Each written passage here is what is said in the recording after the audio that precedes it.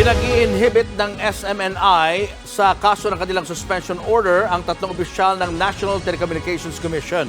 Hindi raw ito makatarungan lalo't NTC ang nagreklamo at NTC rin ang siyang magpapasya ng kanilang kaso.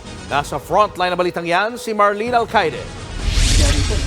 Mag-aalas 10 ng umaga nang dumating sa tanggapan ng National Telecommunications Commission sa Quezon City ang mga abogado ng Suara Sag Corporation. Yan ang may hawak ng prangkisa ng Sunshine Media Network International o SMNI. Sinimula na kasi ng NTC ang pagdinig sa kaso ng 30-day suspension order na naturang network kanina. Sa gitna ng pagdinig, naghain ng motion to inhibit ang kampo ng SMNI. Laban ito sa tatlong opisyal ng komisyon na sina Commissioner Ella Blanca Lopez, Deputy Commissioners John Paulo Salvahan at Alvin Bernardo Blanco. Hiniling ng Suara Sag na bumitaw sa kaso ang tatlo.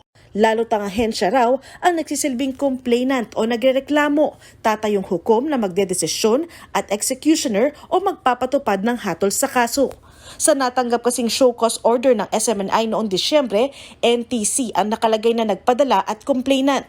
Paglabag-an nila sa due process ang dalawahang papel ng NTC sa kaso. Bagay na ayon sa SMNI, hindi makatarungan.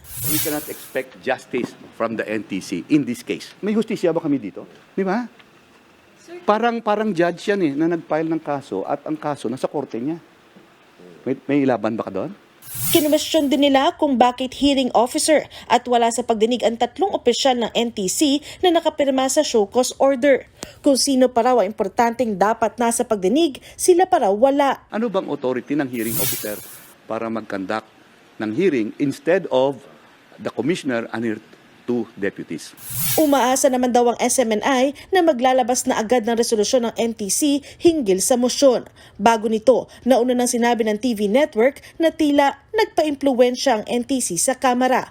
Kasunod dito ng House Resolution na naghihikayat sa NTC na suspindihin ng SMNI dahil sa mga paglabag daw ng network sa prangkisa. Sinisikap ng News 5 na kunin ng panig ng NTC pero wala pa silang sagot sa mga pahayag ng SMNI. Bukod sa motion to inhibit, hiniling din ng SMNI na hanggang January 20 para maisumite ang kanilang sagot sa umano'y mga paglabag sa kanilang prangkisa. Una na ring humingi ang SMNI ng temporary restraining order sa Court of Appeals kaugnay sa ipinataw na suspensyon. Nagbabalita mula sa Frontline, Marlene Alcaide, News 5. Mga kapatid, Julius Babaw po. Huwag maging huli at maging una sa lahat ng balitaan. Para sa tuloy-tuloy na talakayan sa Frontline, mag-follow at mag-subscribe sa social media pages ng News 5.